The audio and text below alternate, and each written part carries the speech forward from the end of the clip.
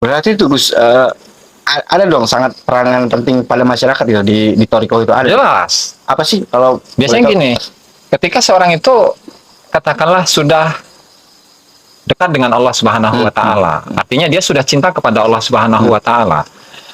Pasti dia itu akan mendahulukan kebenaran daripada kebatilan. Artinya, segala macam kebatilan tidak akan dia sukai. Kebatilan apapun, kebatilan misalnya dari sisi sosial masyarakat, kebatilan dalam agama, kebatilan dalam ucapan, perbuatan, yang pada intinya kebatilan itu akan dia benci dan dia akan menjadi orang yang terdepan dalam membela kebenaran. Gitu. berani gitu ya. Berani.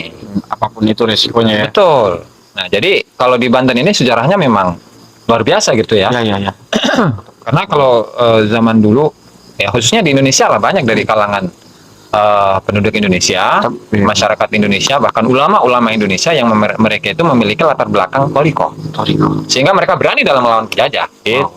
Kita santai dulu ya. Ini udah mulai tegang. Ini ya mulai sedikit lah, makanya saya mau Oke. nyalain rokok dulu. Ngomongin Banten sejarah, saya sih udah nyiapin pertanyaan sih sejarah. Tentunya sesuai data ya. Iya, harus. Udah nyiapin. Karena kalau nggak by data, dibilang hoax nanti. Yo, carinya ya. Tadi saya cari-cari data ya tentang ini, tentang di Banten ya. Ini nih, yang saya mau tanyakan ini sih. Di Banten pada tahun 1888 ada geger Cilegon. Betul. Yang dilatar belakangi oleh petani Banten. Bagaimana pandangan Gus tentang peristiwa ini? Jadi 1888 itu Ya, memang 1888. kejadian di mana Gunung Krakatau itu meletus. Ya, di sini Gunung Krakatau ya. Gunung Krakatau. Di tahun itu juga itu ternyata ada peristiwa pemberontakan petani Banten kepada pemerintahan Belanda, penjajah ya, kepada penjajah Belanda. Di mana mereka ini mayoritas mereka adalah para pengikut tarekat. Ini masih ada kaitannya dengan ahli thariqah ya. Jadi orang yang ahli thariqah, orang yang mereka ahli dzikir kepada Allah Subhanahu wa taala, yang cinta kepada tanah air itu nggak perlu lagi dipertanyakan. Sehingga karena memang ada gangguan atau bahkan penindasan dari Belanda, yang namanya orang ditindas ya. Orang yang ditindas pasti tidak akan terima. Maka disitulah dikumpulkan massa untuk menyerang tokoh-tokoh Belanda. Dan salah satu tokohnya itu ada yang namanya Kiai Haji Wasit.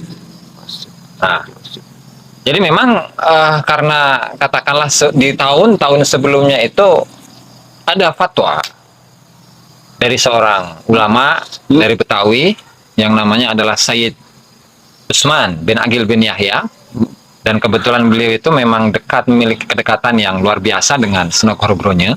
Oh iya, Belanda. Sebagai jadi Sayyid Usman bin Yahya itu sebagai mufti Batavia saat itu memiliki kedekatan dengan Sunan Kudus, dan Sunan Kudus itu adalah penasehat pemerintah Belanda di Indonesia. Jadi Indonesia itu kan namanya Hindia Belanda, gitu mereka menyebutnya. Sebelum Nusantara apa? Betul.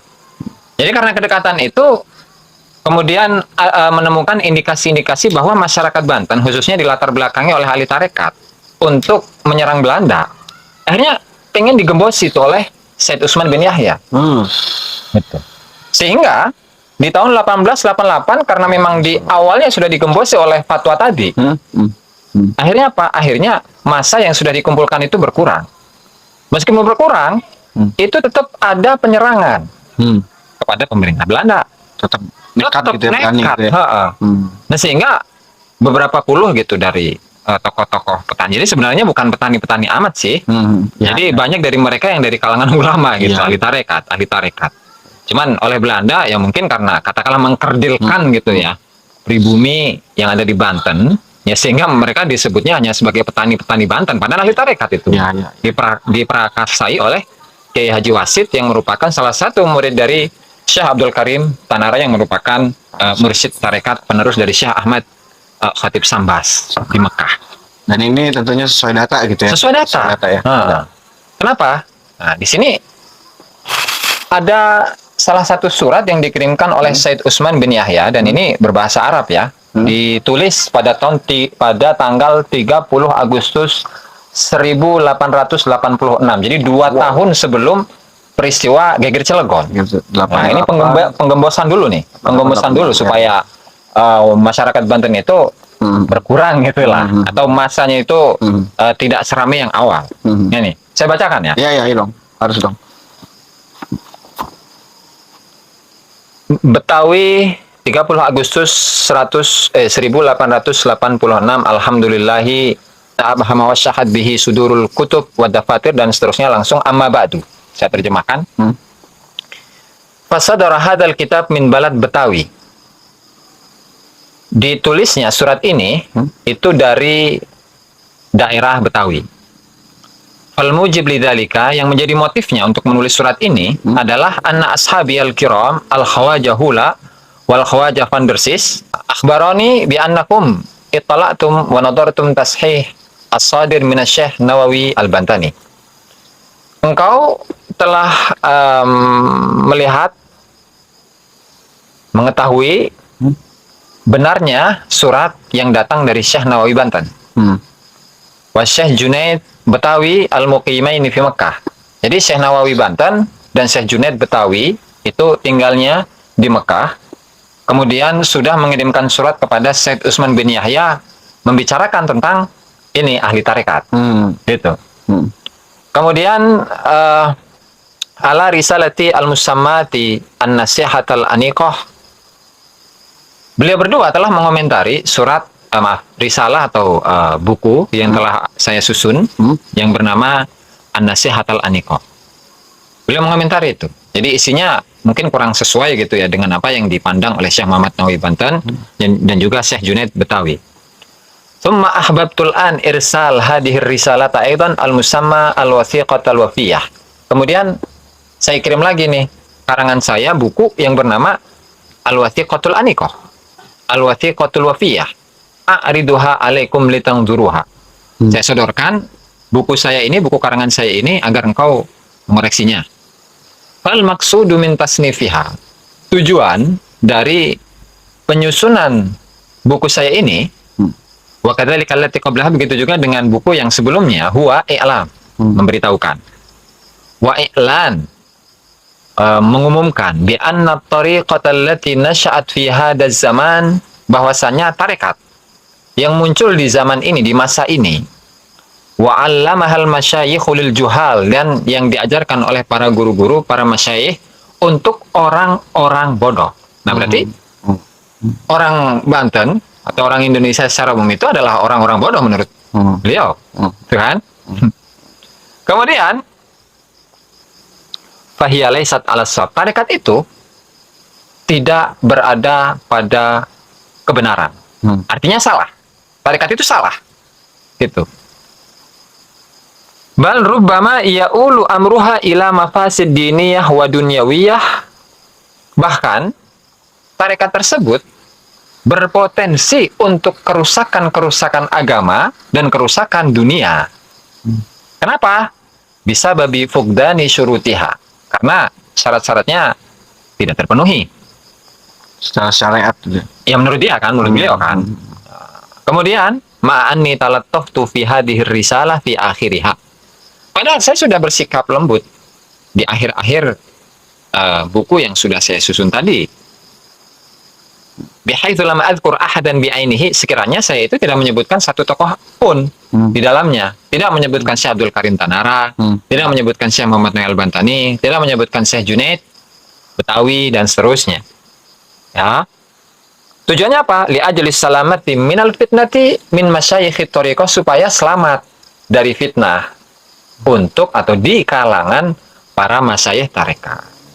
Fa antum, maka engkau Senok Rogronya, ya, maksudnya Senok berbicara kepada Senok Rogronya yang surat ini ditujukan kepada beliau, ya.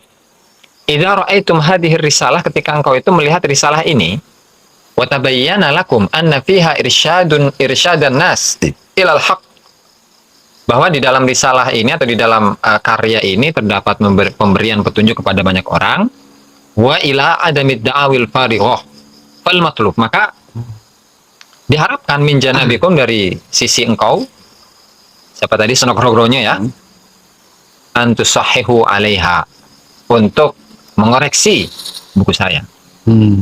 Wandat kuru, dan engkau sebut mafiha min irsyadin nas, bahwa isi dari risalah ini adalah memberikan petunjuk kepada orang, kepada banyak orang, likai yaslamu minal mafasis, agar mereka itu dihindarkan atau selamat dari kerusakan-kerusakan agama atau dunia. Nah, ini yang jadi perlu digarisbawahi. Wa antazkuru ismi inda arbabid daulatil Holanda fi Uruba. Dan engkau, saya harap, untuk menyebut-nyebut namaku di sisi petinggi-petinggi kerajaan India di Eropa. Ya. Fi Uruba wa fi Betawi, dan juga petinggi-petinggi kerajaan Belanda di Betawi. Kenapa seperti itu? Kenapa nama saya itu harus disebut-sebut ya di kalangan tadi tokoh-tokoh Belanda, baik di Indonesia atau di Belanda? Kenapa? Inna katsiran min masyayikh thariqah. Ya, karena banyak dari para masyayikh, para guru-guru tarekat, wa ghairuhum minal hasidin, dan selain guru-guru tarekat dari kalangan orang-orang yang hasud. Jadi orang-orang para masyayikh thariqah atau guru-guru tarekat itu dibilang orang-orang yang hasud kepada beliau.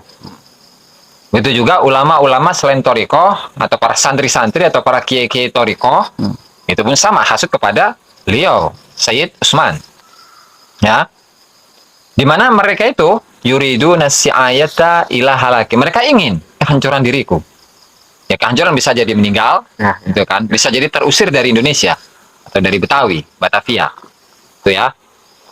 Walaula adlul Holanda, jika bukan karena keadilan Belanda. Jadi Belanda ketika menjajah Indonesia itu adil itu.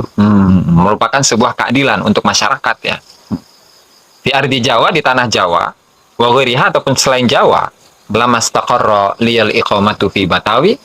Sungguh saya itu tidak akan bisa tinggal di Betawi. Nah, sehingga dengan adanya katakanlah fatwa dari beliau ya, khususnya bagi orang-orang Banten, ini tentu yang namanya ini ya, yang namanya jiwa orang yang dijajah itu akan merasa tertindas terus-menerus. Nah, gini guys, kita kalau lihat kembali ke sejarah, itu kira-kira geger Cilegon itu apa sih motifnya gitu? Kira-kira apa ya, latar belakang peristiwa ini gitu?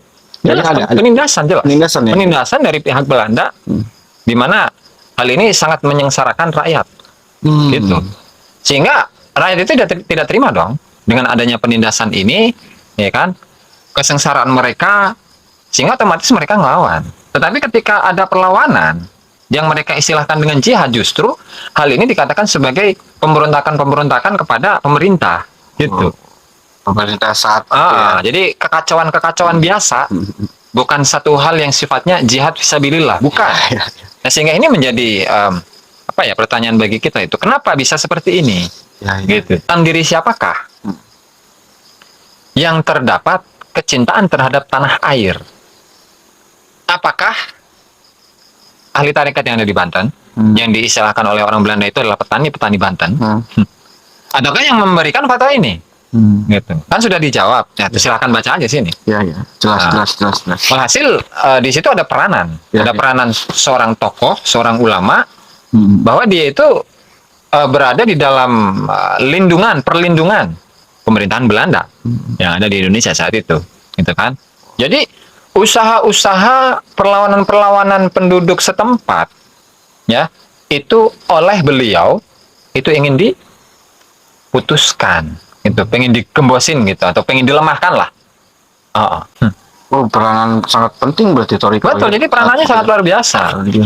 Ya, yang makanya orang yang kadang jelek-jelek gitu kan tentang Toriko. Karena nggak tahu gitu. Ya, karena nggak tahu isinya itu isinya apa gitu kan. Sehingga kalau sekarang kan di masa-masa sekarang ada jiwa yang penjajah dan ada jiwa yang terjajah. Memang secara fisik jiwa kita ini tidak terjajah. Ya, secara fisik nggak terjajah. Karena secara ideologi. Tapi secara ideologi, secara mental kita ini terjajah. Kenapa? Misal, ketika ada oknum tentu yang menurut mereka adalah diri Rasul gitu ya, Iya. Dia itu menanamkan kebencian, menanamkan kemafsadatan, menanamkan permusuhan di kalangan masyarakat, terutama di generasi-generasi muda. Lalu ada yang ingin melawan, tapi dia itu takut.